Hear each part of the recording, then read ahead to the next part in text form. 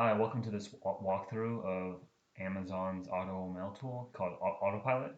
We're here in the data studio and we'll just get started creating an experiment.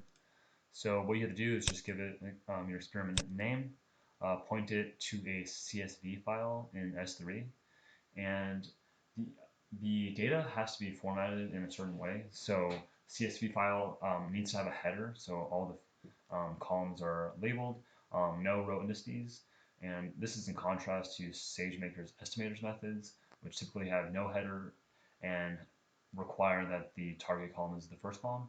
That's not the case with this format here. So once you pass the file in S3 to this kind of input space, you just point the target name here. So that's just the column name, and then the location for your output data. Here you're going to select a type of problem. So in this case, we'll be doing linear regression, and you can continue on. And so what you can do if you need to do data pre-processing to get your data to meet these requirements is you can open up a new notebook. So, file new, you can do your pre-processing there and then save it in S3 if that's necessary. This will automatically split your data into training and validation. I've already split off part of the portion for additional kind of validation to see how the model is performing and just to check that it's not overtraining. Um, and so there's some advanced options here, but it may be worthwhile to look at the SDK, the Python SDK, where you can do additional things. Let's see if I have it open. Yeah, so here you can create an AutoML job using Boto3, and you can specify some additional parameters that you can't here, including maybe the max number of training jobs that you want to specify, the maximum runtime, and things like that. And so that's another way of kind of going about this. And so, yeah, you can go ahead and create an experiment. And I've already done one. And what it looks like is you get this kind of experiment file here. And then you can go into describe AutoML job.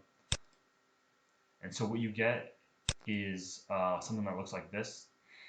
And I've stopped it early, so some of these training jobs, haven't finished. But you can see there's multiple training jobs here, each with kind of the objective function that was selected. And so this was the validation root mean squared error. And so you can see some information here. And then it also attaches two notebooks. So there's a data exploration notebook and a candidate generation notebook. So the data exploration notebook has a couple interesting things, but is mainly for just data exploration. So it'll give you like summary statistics, some descriptive analysis, but nothing too valuable overall. So this is just like counting things, kind of giving you mean, median, min, and max on each of the features, and so not super helpful. But this second link here, which is the candidate generation notebook, is actually can be run in their Python environment here, and it's basically a way of actually just doing the entire analysis, the entire AutoML process in a Jupyter notebook. And so it's interesting to kind of walk through to see like what is exactly going on behind the scenes when you're doing you're fitting this model. So yeah, just to give a quick walkthrough, because this can be pretty helpful, is you can see some of the configs that they've defined here, and so you can see kind of the models that they've used and the container, or the model versions and the containers that they use for those models. Another interesting thing is you can see where the files are going to be stored in S3 and kind of the breakdown for how they're going to be stored. So you will have a directory called data processor models, transform data, multi-algo tuning. It's going to all be kind of confusing if you're kind of not expecting it to be there from the start. And then, so next we have kind of a walkthrough of the candidate pipelines.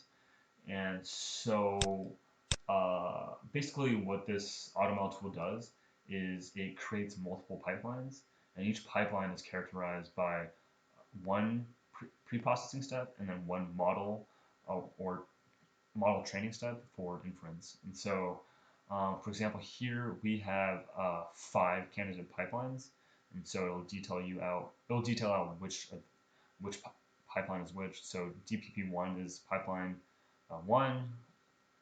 Actually, DPP0 is pipeline 1, and so DPP1 is pipeline 2. It goes all the way out, and we have here, I believe, 5 pipelines.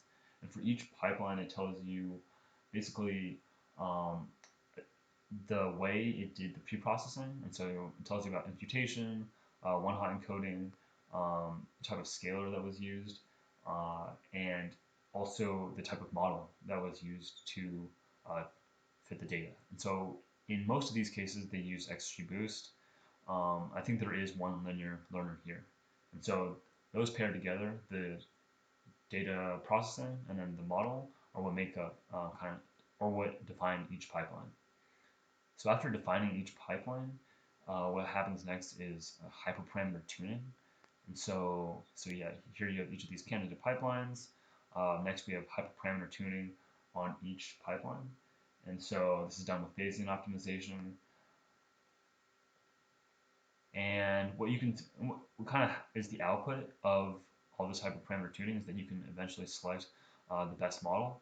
And so this is still the tuning, model selection and deployment. What you can do here is basically select the best model and create a data pipeline. And so that's what's happening in this section here. Let's see if we can jump